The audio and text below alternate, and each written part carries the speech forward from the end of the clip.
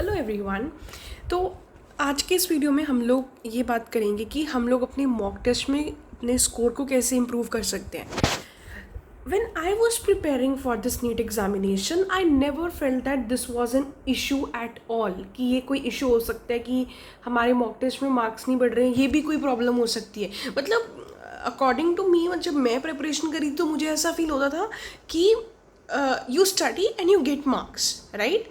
आप पढ़ाई करो, आप चैप्टर अच्छे से प्रिपेयर करो और उसकी अच्छी क्वेश्चन प्रैक्टिस करो and you will get marks. But आजकल चीज़ें जो हैं उनको हम खुद ही कॉम्प्लिकेट करते हैं एंड इसमें बहुत ज़्यादा रोल जो होता है वो ऐसी ही वीडियोस का होता है। Let me be very clear, how to increase mock test का स्कोर। इसकी कोई भी एक स्ट्रैटेजी नहीं होती, बस एक होता है कि आपको सही तरीके से पढ़ के टेस्ट देना है और आपको सही टेस्ट देना है। ऐसा नहीं है कुछ भी कहीं का भी टेस्ट दे रहे हैं, मतलब इसका कोई रूल नहीं है। मतलब you study and you will get marks.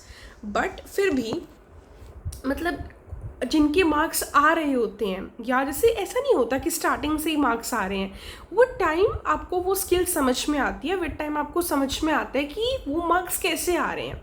मतलब जिनके आ रहे हैं ना वो कुछ चीज़ें, कुछ उनके जो तरीके होते हैं वो फॉलो कर रहे होते हैं, सबकॉन्शियसली ही वो फॉलो कर रहे होते हैं। उनको ऐसा कोई बड़ी चीज़ नहीं लगती है कि ये बहुत बड़ी चीज़ है।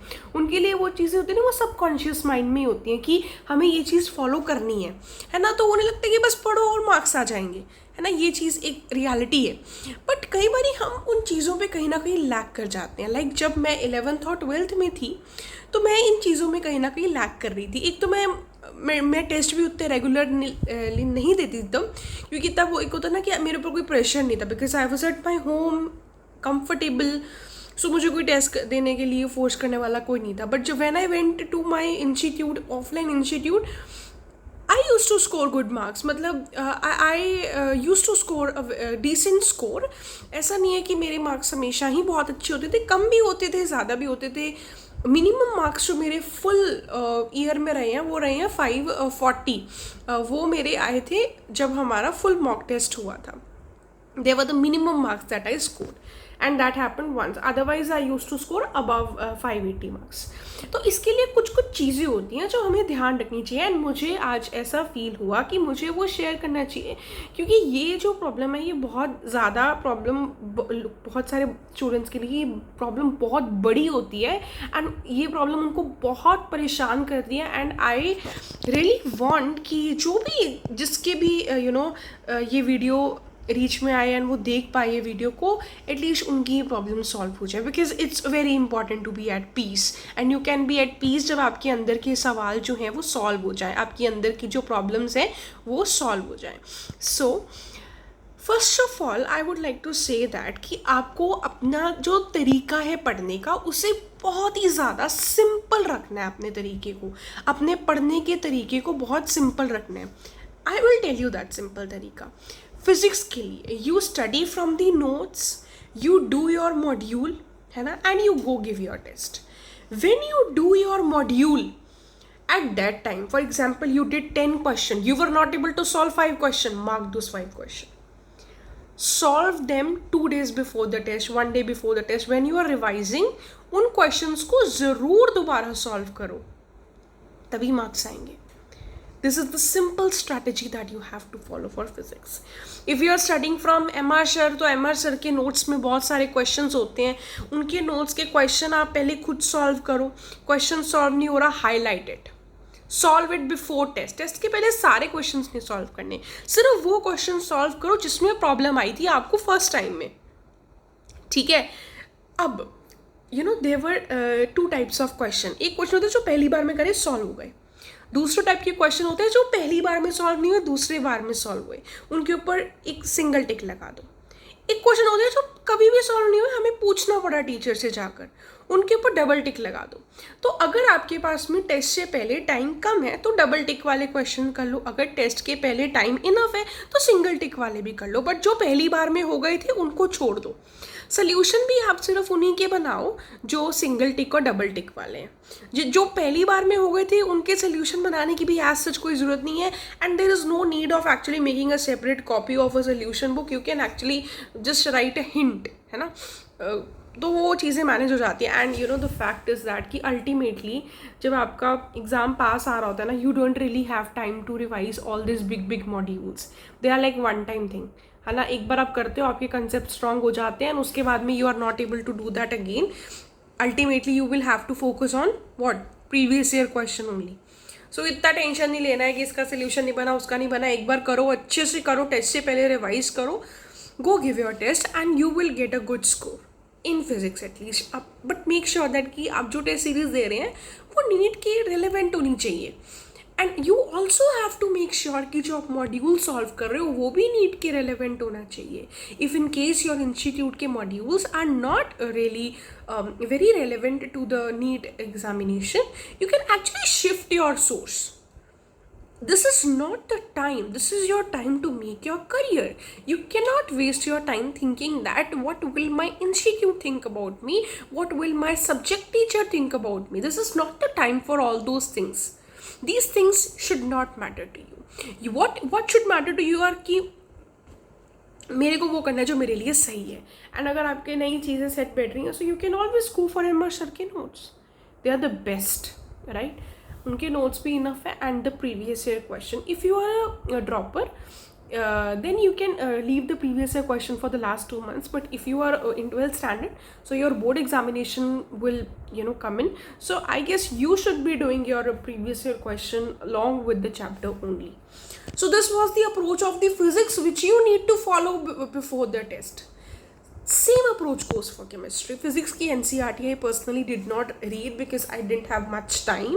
If you have, go for it, है ना. बट उसके बिना भी काम चल जाता है अगर आपके नोट्स अच्छे हैं तो. केमिस्ट्री की सिंपल स्ट्रैटेजी है, नोट्स पढ़ें, टीचर अच्छा होना चाहिए, क्लास में समझ आना चाहिए. ये चीज़ें अब आपको देखनी है. अगर आप इंस्टीट्यूट जा रहे हैं और आपको कुछ समझ में नहीं आ रहा, तो फिर ऐसे इंस्टीट्यूट का फ़ायदा है क्या. Choose your teachers wisely. करा अपना वो करा, NCERT पढ़ी. फिजिकल केमिस्ट्री की पढ़ो ना पढ़ो उतना फ़र्क नहीं पड़ता, बट एक इसकी अलग से वीडियो है कि कौन से फिजिकल केमिस्ट्री के चैप्टर्स की NCERT पढ़नी ही चाहिए. ठीक है. ऑर्गेनिक की पढ़नी मस्ट है NCERT, इनऑर्गेनिक की भी मस्ट है. Strictly abide by the syllabus, है ना. जो सिलेबस में लिखा वही करना है. टेस्ट के लिए अब क्या करना है, जैसे ही आपने वो पढ़ लिया, ठीक है, आपने थ्योरी पढ़ ली, नोट्स पढ़ लिया, आपने NCERT पढ़ ली. Now you go for what, module करो अपना. केमिस्ट्री में मॉड्यूल मस्ट है. ठीक है, मॉड्यूल करा आपने इंस्टीट्यूट का. रेलेवेंट क्वेश्चन आपके मॉड्यूल रेलेवेंट होने चाहिए. Do those question. जो क्वेश्चन नहीं हो रहे वही सिंगल टिक डबल टिक वाली स्ट्रैटेजी अपने को लगानी है. एंड टेस्ट से पहले वही चीज़ें दोबारा सॉल्व करनी है. And you will end up scoring good marks in chemistry. But your test should be, जो आप टेस्ट सीरीज आपने ज्वाइन कर रखी है वो रेलेवेंट होनी चाहिए. वो नीट के पैटर्न के साथ में मैच करनी चाहिए. अगर वो मैच नहीं कर रही हैं, सो इसमें आपका फिर कोई फॉल्ट नहीं है, इसमें फिर टेस्ट सीरीज़ का ही फॉल्ट है. So you have to choose your test series, your sources, your source of module very wisely. Biology की strategy also very simple. Biology बहुत सिंपल है, वो तो अभी क्लास में पढ़ा है. No need to read the theory given in the module. No need to do that extra stuff. You will be wasting your time. If you are doing module की theory, you are actually reducing your time for physics and chemistry. Physics और chemistry का time आप छीन रहे हो. ज़रूरत भी नहीं है मॉड्यूल पढ़ने की बायोलॉजी की. मैं तो फिजिक्स केमिस्ट्री की भी नहीं है. I told you how to do it. Notes and NCERT करा. एंड फिर कुछ क्वेश्चंस कर लिए. MTG के भी आप क्वेश्चंस कर सकते हैं. बाकी यूट्यूब पे भी आपको कुछ असर्शन रीजन हर चैप्टर के मिल जाते हैं. Don't do that one word question. Those question don't come in exam now, है ना. Do maths the following to assertion reason, है ना. I was lucky in that aspect कि जिस इंस्टीट्यूट को मैंने ज्वाइन कर रखा था वहाँ पे जो बायोलॉजी के टीचर्स थे वो काफ़ी assertion reason statement based question डालते थे, तो मेरी काफ़ी प्रैक्टिस हो जाती थी. But you can always go for this MTG का बुक एंड नीट प्रेप की वो है अपनी, है ना. ये कोई प्रमोशन नहीं है, अभी ऐसा कुछ नहीं है. I am just telling you what I followed. And YouTube पे आपको बहुत सारी वीडियोस मिल जाएंगी असर्शन रीजन की. MD सर की बहुत सारी हैं, तरुण सर की हैं क्वेश्चन सॉल्विंग, तो आप उससे करें. ये तो हो गया कि तैयारी कैसे करनी है. Once you are done with the तैयारी, second thing to be you should be making sure test के पहले वाली रात को 7 से 8 घंटे की नींद लेकर ही जानी है. 6 से 7 तो बेयर मिनिमम है। ये चीज़ फॉलो करनी बहुत ज़रूरी है। दूसरी चीज़, पहला हो गया तैयारी कैसे करनी है, दूसरा ये। तीसरा, on the morning of your test give it like a neat exam. You have to maintain your calmness. You should be really very happy. You should be really very calm. और ये calmness और happiness पता है कब आती है? जब आपके टेस्ट की तैयारी पूरी हो। Don't keep an attitude of कि ये चैप्टर छोड़ दूंगा, ये टॉपिक छोड़ दूंगी. It won't work at least now because अब कंपटीशन इतना बढ़ चुका है ना, आप एक भी क्वेश्चन गलत करना अफोर्ड नहीं कर सकते हो। आप एक भी क्वेश्चन गलत करना अफोर्ड नहीं कर सकते। एक एक नंबर पे रैंक पे इतना फर्क आ रहा है। Sometimes I also have sometimes regret कि मेरे 687 थे, it could have been 696 easily, but it's okay. You should be satisfied with what you have, otherwise you will spend your life being sad only, है ना। So leave that. But you need to be very calm on the day of the exam, and you should be telling yourself कि यार एक बार मेरा test अच्छा हो जाए, let me just score a good marks. Even if you don't score a very good marks of 680 690, score a score of like 580 590 600, इतना तो maintain करना पड़ेगा ना इतने competitive time में, if you really want to crack the exam. Test के बाद, test की शाम जो होती है ना, एनालाइज कर लो 1 घंटा and then just take a chill pill and just relax. Because आपका टेस्ट हर 2 हफ्ते के बाद में हो रहा होगा या 3 हफ्ते के बाद में हो रहा होगा, वैसे 2 हफ्ते के बाद में होता है यूजुअली। सो वो एक आधे दिन की ब्रेक जो है ना, वो बहुत ज़रूरी होती है अगले टेस्ट की तैयारी में अच्छे से लगने के लिए। It's very important, it's really very important. So I would just say that कि टेस्ट की शाम को रिलैक्स करो, तब मत सोचो पढ़ना है, एकदम चिल करो। You deserve that happiness. Otherwise तो बहुत, that is the time you can spend time with your friends, with your family and just chill around. You can gossip and I would not recommend gossip.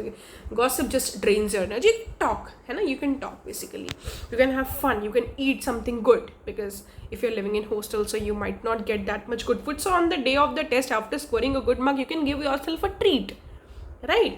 So these are the ways that you can motivate yourself, you can keep yourself happy, spend time with your friends and be happy.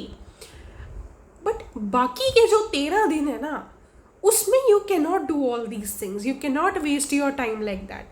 You do not have the permission for that if you really want to crack that exam. Because it's tough, है ना, ये fact है, इसको आप deny नहीं कर सकते हो। अभी सोचो आपके हॉस्टल में 15 बच्चे रहते हैं, पर 15 मैंने बहुत कम बोला। अब 15 बच्चों के 15 बर्थडेज आएंगे and you are celebrating them with full धूमधाम, जैसे अगले साल तो बर्थडे आना ही नहीं है, तो वो 15 दिन आपका आधा महीना खराब हो गया। समटाइम्स ऐसे सोच के देखो, आप अपना टाइम वेस्ट कम कर दोगे। टाइम वेस्ट करने को बहुत टाइम मिलेगा आपको। नीट का एग्जाम क्रैक हो जाएगा ना, 5 महीने मिलेंगे, बोर हो जाओगे, लिटरली बोर हो जाओगे, तब आपको कुछ काम दो हमें। अभी you have time, just invest it will be worth it. Once exam clear हो जाएगा, then you will have a lot of time to chill around. But still I would say NEET का मॉक देने के बाद में just have थोड़ा सा relax. अभी पार्ट टेस्ट चल रहे होंगे आप सबके, तो it's good to have some relaxation time as well. And fourth thing I would like to say, ताकि आपका जो ये good score है ये लास्ट तक maintain रहे, इसके लिए मैं आपको एक बात बोलना चाहूँगी। Like you have your test on Sunday, till Wednesday do your आगे का syllabus and your पुराना something revise. डेली रिविजन के लिए 1 से 1.5 घंटा निकालो। लाइक बायोलॉजी के 2 पेज कर दिए, केमिस्ट्री का छोटा सा पोर्शन कर लिया, फिजिक्स का छोटा सा पोर्शन कर लिया।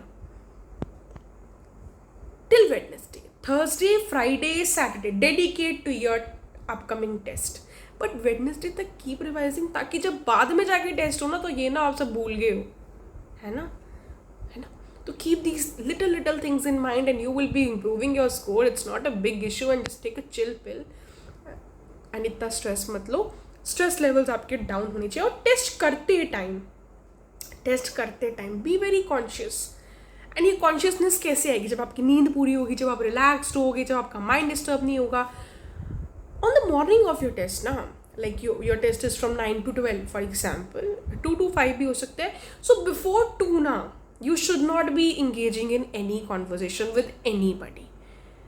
I would not even talk to my anybody in the hostel before my test. I used to avoid that.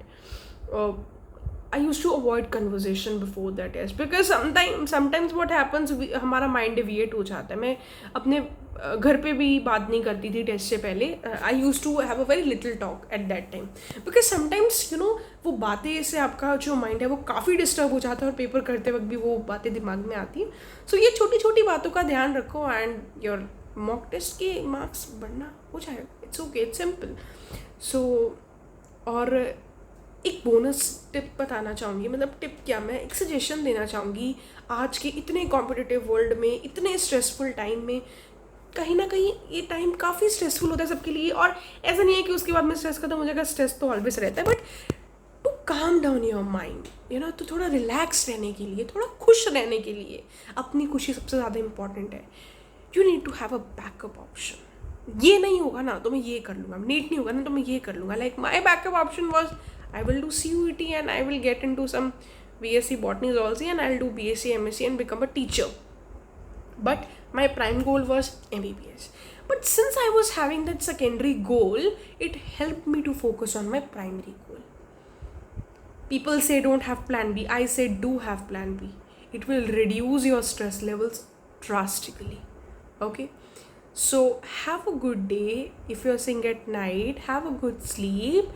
All the very best, and I'm sure that you're gonna rock the next test and all the following tests. Bye bye. Have a good day.